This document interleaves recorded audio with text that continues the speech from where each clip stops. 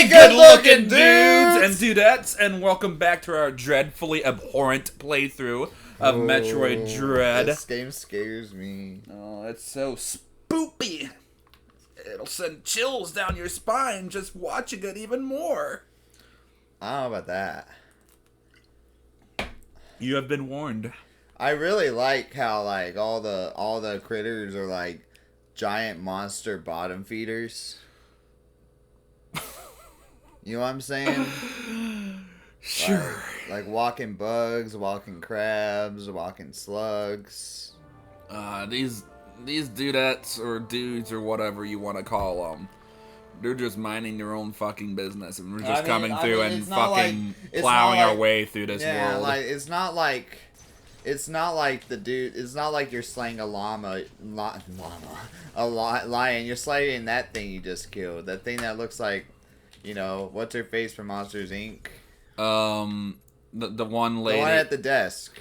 She's like, you forgot to file your paperwork, Mike Wazowski. Mike Wazowski. Mike Wazowski, you didn't file in your paperwork. So, anyway, we're going to be getting the Varia suit here, and I do believe after that point, you can actually sequence break and get the Morph Ball Bomb early, as well as the Grapple Beam early, from what I've heard anyway. And I'm not exactly sure how to get that, truth be told, but if I figure it out, more power to myself, I suppose, because that'll make this playthrough go by much, much faster. Methinks. So I think I want to go. Do these two rooms even connect? I wonder if this would be a faster road. And that's what we're here to find out. And nope. There's that giant crab I was talking about. That crab's just the best looking dude out of all of them. I don't know, man. I want to cook it. Like, imagine the size of the witch pot that takes to, like, put that crab in there. Oh, good. Would you put that thing in, like, a crock pot, maybe? That'd be a big crock pot. Shit. I couldn't even I think imagine. you'd be better off getting one of those oversized, like, pots. You know, those oversized skillet pots from, like, 500 years ago and putting it over a fire. Because it's so big. Yeah. And go all medieval on them. Okay, so it looks like we're just going to have to go up through this route here, take this magnet rail here, and then just work our way up. I'm, like, trying to remember the game piece by piece. I know I've beaten it twice in the span of a month, but that doesn't mean I have this game figured out perfectly, unfortunately. So it's still kind of, like, in sort of somewhat semi-blind territory. As in, I don't know this game perfectly enough to where I can just autopilot my way through it, as I would with most co-commentaries or playthroughs I do. But I hate to break y'all's heart, but I never know anything I'm playing. Well, I was gonna say. Yeah. Maybe that could change. Yeah, well. In a few days. Yeah, well, for sure. It's gonna really change. He's out here changing the world already, didn't you know? Yeah. So does Samus gotta breathe in water? No. Her suit is heavily ventilated, so she doesn't have to worry about that in any capacity. That suit is sick. So all it really does is hinder her movement underwater. But once you get another suit later down the road, it'll actually make it to where she isn't impeded by water movement whatsoever. That's sick. At least she doesn't freaking doggy paddle like Mario. Over here looking like fucking, looking like a kindergartner at his first swim class. Oh, I thought you were going to make another comparison, but that works too. Michael Phelps. Like a Michael Phelps wannabe or whatever. No, Michael Phelps. Do you watch the Olympics? A little bit, yeah. Michael Phelps is a good-looking dude. He is a very good-looking dude. He seems like a good guy, too, honestly. I've never met him in person personally. You never listened to any of his interviews before? He's a very hard-working dude. I would imagine anybody who fucking works out and competes at the Olympics have more of a work ethic than anybody out there. honestly, because Yeah, it's very competitive. it's competitive as shit, and Artists and it's probably the hardest athletes. physical thing you can do competitively. Yeah, well, you know, when you do stuff like that, like arts or athletics, people like to think like you don't have a work ethic because you don't have a real job. But the honest truth is, the amount you have to work. Well, they probably have to do a lot of prep work for it No, too. absolutely, like all of that kind of stuff. Like you gotta, it's it's hard, dude. Meanwhile, the military only has to make sure like they're kept in shape and like at least once a year for their physicals, and that's Yeah. really about it. Not trying to say downplay the military in any No. capacity, but I'm just gonna say that I'm pretty sure prepping for the Olympics has to be harder than most other fields I of think- work that you can do. I don't know because like you gotta look at the ethics, like the people who are like successful athletes and like I said, arts like musicians, they love what they're doing. You have to in order to do that stuff, or you won't be able to do it because it's so competitive. Now the military, most people look at the military when they join it as a way out. Well, yeah, because they can't figure out what else to do with their life. Yeah, Most like of the they were time. born into the hood rats and they decided to join the military so they could get out of New Jersey or something. And hey, I respect that I mean, mentality. I respect it too. I mean, any way that's out that's good is nice. I mean, heck, the pay can be hit or miss from what I know, but I mean, you got good benefits, you know, and you got a good career path for something you might potentially love. Yeah, not only 90% that, of the it's time. only like 4 years.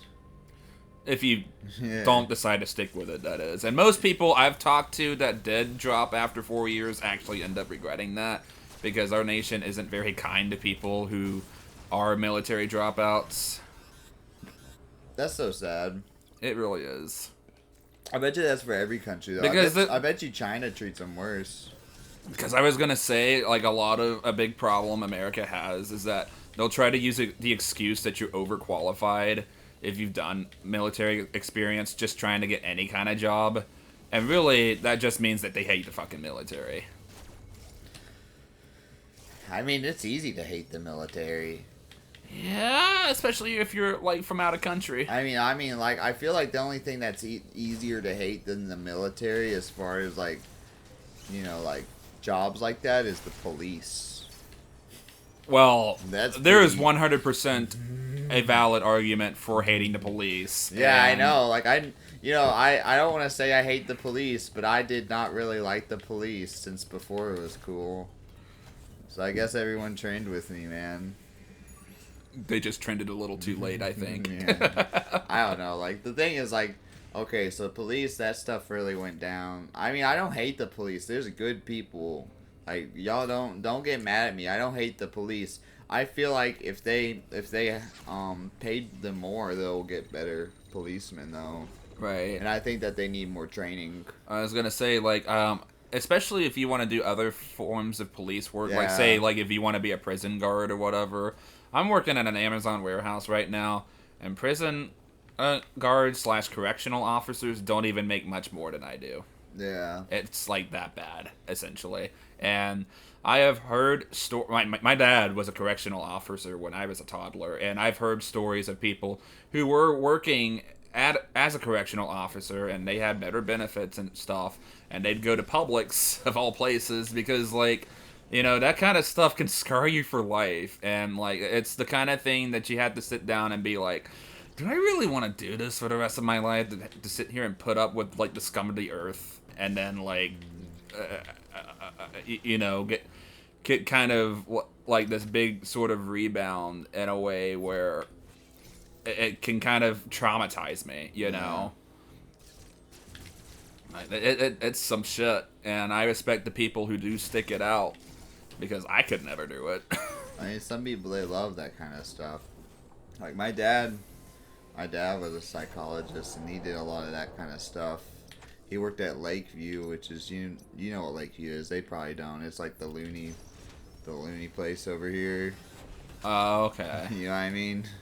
Oh, boy. He loved it because he loved working with, you know, let's just say interesting people. Oh boy, that's one hell of a way to put it. Yeah. I mean, they are. Honestly, people... I mean, it is interesting. Yeah, no, I'm not doubting that. I feel like if I were to go back to college and get a degree, I probably would want to work in a psychology field just because I feel like our state is in such a mentally fucked up state of being right now, and Yeah. I kind of just like the idea of not only entertaining people but also helping people out as well. That's cool, man. But I think we're helping this world out by playing Metroid Dread. For all the poor people in Africa who can't play this game, Yeah, obviously. yeah. Like, comment, and subscribe, guys. And we'll spread more of our Metroid Dread goodness to the world. Yeah. Hopefully, maybe. I don't know. Yes, of course we would. I know that one section, I know we were kind of talking over it, but that section right before we got the Varia suit, that was actually one of my favorite parts of the entire game, actually. Just because, like, it's kind of got a lot of mind games going on with it in the sense that, like, every time you think you found a way out, the game constantly throws these little barriers in the way of you, and it's fucking tense as shit. And when you're playing through it for the first time and you're trying to hurry up and get out, that's a feeling I haven't felt since playing a game like Metroid Fusion or Metroid Prime 2. And it's good to see that, you know, Dread still has a lot of what makes the atmosphere and oppressiveness of Metroid as a whole, even from back then, still present in this very game. Yeah. If not more so. And speaking of which, we've returned to a very old friend. A very old friend that we haven't seen since Super Metroid, Kraid. So, spoiler alert, Ridley does not come back in this game. Thank God. And I felt like even the developers sort of like realized that with Kraid, that as iconic as he is, he only ever really appeared in 3 games. Would have been 4 if he made it into Metroid Prime 1. But I'm kind of glad that Kraid's actually kind of getting the attention he deserves Yeah, in this one. cool looking. He's the big old fatty, but he's also a Chad. And I kind of just love how, like, instead of being traumatized like she was in other M's seeing Ridley, Samus just kind of reacts in the way I think is more believable in that she kind of just does not give a shit. Yeah. Pay attention to a lot of her... Well, she's a bounty hunter. It's her job. Just another day in the neighborhood. Well, just pay attention to her body language throughout the fight, and you'll learn that she really does not give a fucking shit about anything Kraid decides to throw her way. And He's like, oh, you again. this is, I think the cinematography here is when I realized I was certainly playing something really special. And it's the kind of thing that makes Metroid Dread a very memorable game for me, personally. Yeah. The best Metroid game I've played in since, fuck, I don't know, Zero Mission probably? Metroid Prime 2 even? Metroid Prime 2 being my favorite Metroid game in the series, and also my favorite game of all time. Thank you very much. Oh, I fucked that up super hard. That looks gross. Yeah, they made him really fucking gross in this game. Fucking, like... It looks like an abscess that just got ripped open and now it's just like spewing everywhere. Fucking pus buckets spewing Yeah. out of everywhere. Like, Kraid was always kind of a grotesque looking, like, creature or whatever, but I felt like this game kind of sells that more so, if really only because this is the first, like, HD Metroid game, so obviously there's going to be a lot more graphical fidelity and detailing those kind of, like, features, I suppose you can call it.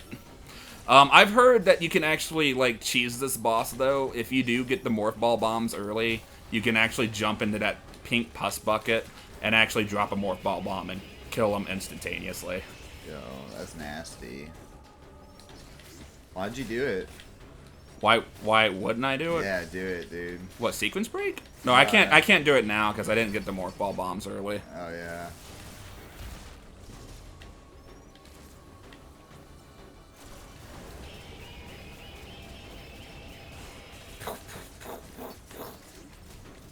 He's a gross looking dude. Yeah, he's throwing his nails at you. And they just grow back. Yeah. That's gross. Pay attention to this. This is Oh, just a quick this is comment. one of the most badass scenes in all of the game, actually. Dang. Is he like on life support or is he like locked up in jail? Yeah. She fucking just nonchalantly dodges the thing. Yeah. It's like, I've seen this shit before, Kraid. You ain't gonna Yeah. surprise me with much else. No. Was he like in jail? Yeah, he was imprisoned, actually. I'm not sure how the Chozo got a hold of him, but the evil Chozo somehow came across him, and they actually sealed him away in Yeah. here. So, like, yeah, even though Kraid was originally someone that worked for the Space Pirates are long gone at this point in the chronology. So it's kind of like a sort of a situation where it's like, well, Yeah. shit, ain't got nothing, nowhere better to be, I suppose. Yeah. And I think that's a really damn good callback without it making it too nostalgic, like heavy, I suppose. Like, Yeah. I never thought of all the things they would bring back. They'd actually bring back Kraid. Even though Nintendo spoiled it and wanted their fucking YouTube videos, so that kind of feeling of suspense was sort of like left out for me Well, in my that initial you know, playthrough. that's never gonna be bad. That's not surprises aren't ever gonna be in video games ever again because of the internet.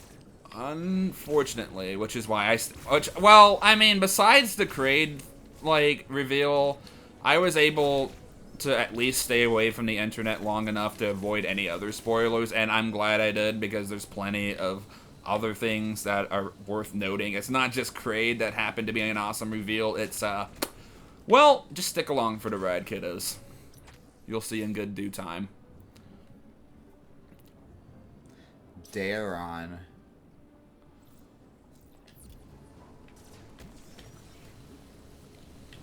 Alright, so I think there is an expansion up here, but does it? Yeah, it takes a lot of setup to get to, so I'm not. Well, hold on. Probably not. I think I can just use my diffusion beam and ignore it. Ah. You got this, dude. There we go. Look at that. There we go.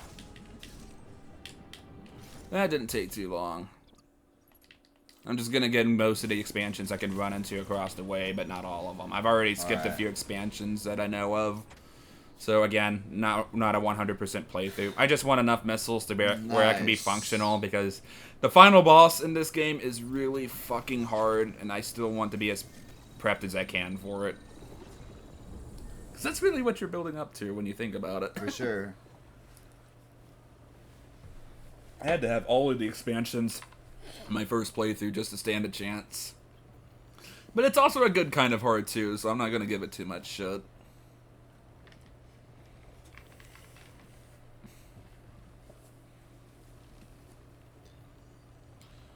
What's going on? We're teleporting to another area. Yeah. That kind of threw me off at first, because in other Metroid games, you're not usually expected to like teleport, like to actually get to where you need to go to next.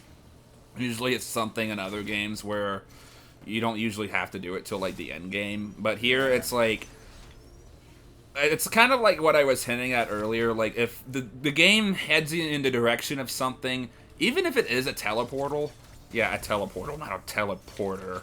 Yeah.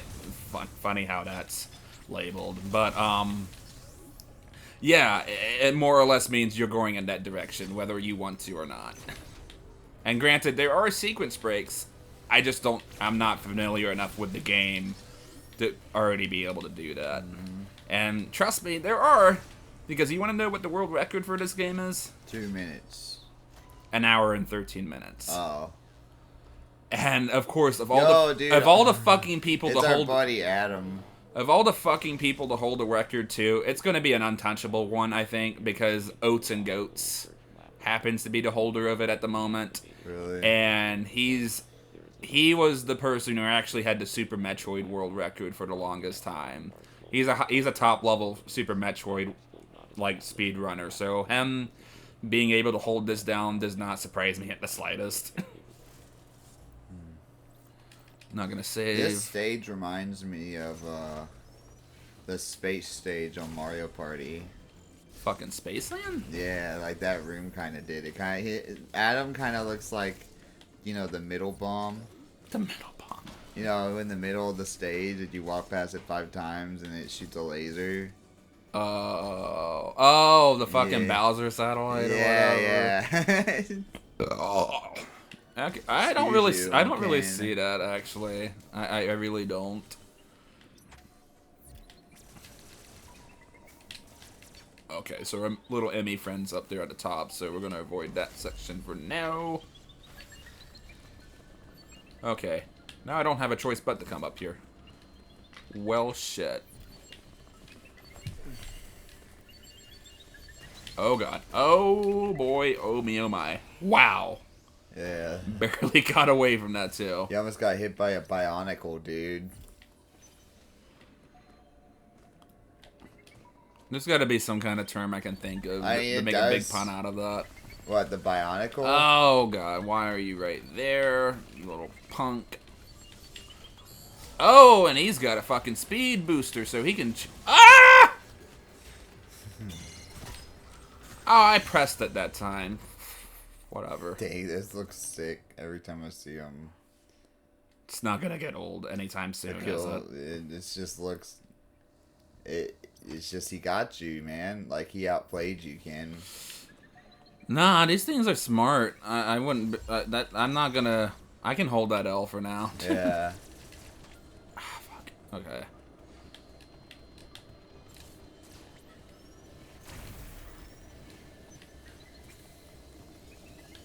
These things still give me heart pressure overload, even in my third playthrough. Okay, so that's not it. A lot of dead ends with a bunch of meandering results here. Ain't that lovely. Okay, now we're getting somewhere.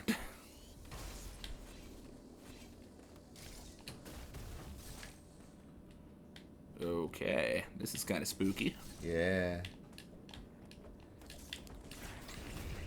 Oh. You remember that episode of Futurama where they had that when they were looking for dorms and one of them was underwater? That's what that looked like for a second. Well, you do technically go to an underwater laboratory later down the road, so... Futurama inspired, confirmed. Yeah, it is. When they look out the window and then the tentacle dude comes out and like scares them all. Yeah, it just had to be tentacles. Yeah. Was it Japanese inspired by any No, chance? it wasn't. It was Okay. just like, oh my god, there's a giant squid monster that's stuck to my window. Well, shit. Yeah. That nonchalantly, huh? Yeah. Okay. Missile cover. Okay, so I can come up here next. Now, I'll say this, man. I like Futurama more than The Simpsons. That's not really that much of a hot take, in all honesty, because I feel the same way as well. I feel like, unlike The Simpsons, Futurama actually does pay attention to its continuity and develop characters, and it's easy. It's a lot more digestible to follow, I think. Well, there's my morph ball bomb. It could be too witty. What do you mean too witty?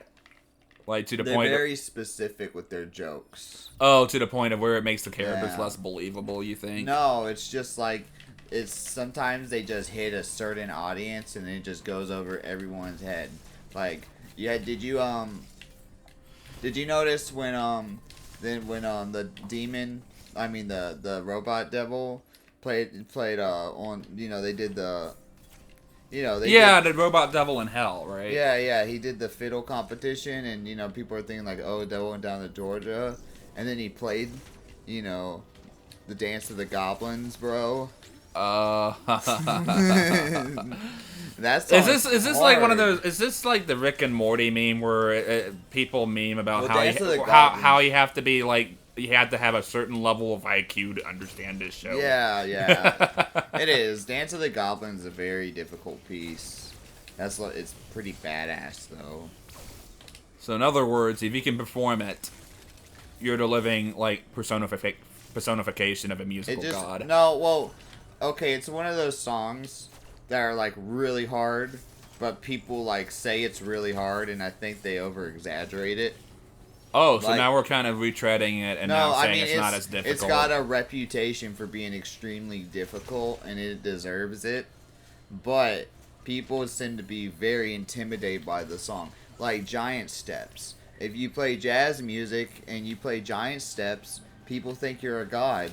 But Giant Steps is kind of hard, but it's not really as hard as people think it is. It just sounds hard. Then what sounds hard in your opinion then? What sounds hard? What's actually, like, in your experience, like, what actually is difficult to perform that not enough people give credit for? That's hard, man. That's very hard. For jazz music, I listen to a lot older jazz, so it's not very difficult. But I think the Eternal Triangle is really good. That whole Sunny album is really good. Okay. That whole album is so good. It's just classic New Orleans jazz players. And you got a big bias for New Orleans jazz. I don't think exactly, but like, I grew up listening to it, so I know a lot of it. Okay. You get what I mean? Yeah, I know. I no, do. like I grew up with it, so I know a lot of it. And Oh I yeah, love remember the Sunny. underwater labs we were talking about? Yeah, I know. We're here. Cool. Okay, so we are making some good headway so far, thankfully. I just hope I can kind of keep up this momentum that I've somewhat got going. Oh, hi. Now, I think it is possible to get the gravity suit here early as well. I just don't know if I had the prerequisites for that yet. Yeah, there's kind of an interesting mix of, like, it's kind of got the Metroid Zero approach where, like, you have a lot of, like different upgrades you can intentionally get early on, and sequence break that were left in by the developers because obviously they had to program the fact that you could put the morph ball bomb into Kraid and kill him early, right? Yeah. So that's, intentional. But then I've heard there's a few other unintentional ones, like I know you can skip the first Emmy room we were at in the very beginning of the game, and probably some others I don't care to really recollect at this point in time, or rather I'm not completely sure. I'm not following the meta of the speedrunning community for Metroid Dread as hard as I probably should be. Probably because I don't know if I could pull off like a convincing speedrun for Metroid Dread, not without at least like a bunch of other like subsequent playthroughs, and a 27-year-old man like me only has so much time to put aside for it, so... Yeah, I know. I'll tell you something I've been reading. I wake up every morning and I like to drink coffee and read like an old man. But old-fashioned. I like to keep it like very cultured reading. You know what I mean? What does that mean? Like, exactly? so for example, like very cultured and very prominent things. Like this morning I woke up and I read Chris Cham's 6th letter from the prison. Oh God, he's still writing letters. Yeah. And you know what makes me very sad about Chris Chan is that I think that he doesn't think, from what I gathered, because I keep up with this shit, I don't know why I do. It's just watching a train wreck, and I just find that so attractive. Oh, in a way, you can kind of learn from it. Yeah, too. I know. I wake up every day, and I thank God I'm not Christian, and it makes me realize I gotta step out of the plate so I don't end up like him. Maybe not that extreme, but like... I can't think of many people... He people... inspires me to improve my life, dude. Anyways, my problem with him is that I read this, and I'm like, he still doesn't think he's guilty for, doing that to his mom. No, he's thinking like he's like an like out-of-body entity or some shit. No, it's just like, I don't think he gets it in his mind. He thinks he's going to get out of prison and just go home to his mom. He can't do that anymore. And I think he thinks... Didn't he say he actually somehow wrote to his mom? I think he gets... I don't know if he wrote to his mom. He writes to random people who write to him. But I don't think he's talked to his mom since he went to jail.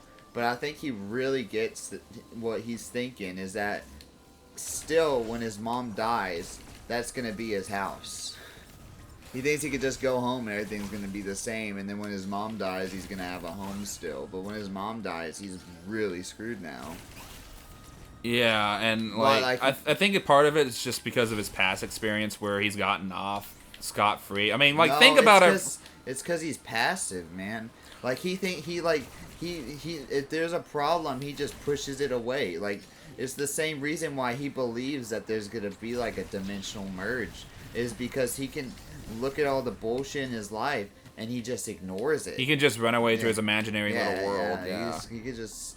Well, because, like, his problem is that he's never once had anybody, like, tell him no. Like, the closest he's had to that is his dad. But even then, like, his dad was the kind of person who bribed people just to hang out with Chris. And, like, that's kind of fucked up when you think about it. I think plenty of people told Christian no, but he throws a fit. He doesn't actually, like... But he was told too late. Yeah, no, like even like the dude I know a lot about Chris story, guys. I'm not proud of it. It's just something that ended up being a thing while I was in college to read instead of doing my homework. But like even the dude at the Megan told him no. The dude at the game space told him no and told him to grow up, and he tried to kill him with a car.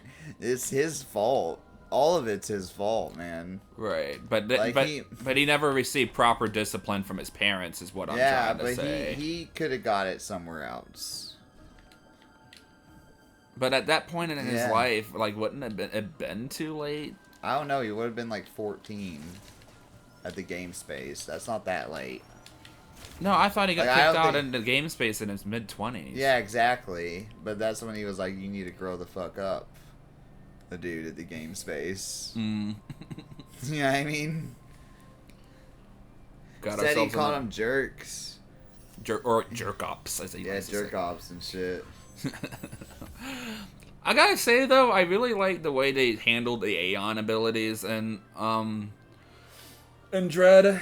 With Aeon abilities and Samus Returns, they were more so just kind of like artificial boosts. Like, some of them like gave you invulnerability perks, and others would give you like stronger like arsenal fire, basically, and power up your missiles and beams and shit. Here it's a lot more practical, and I think it's another reason why the movement in Dread is so fun, because you can do shit like this. Yo.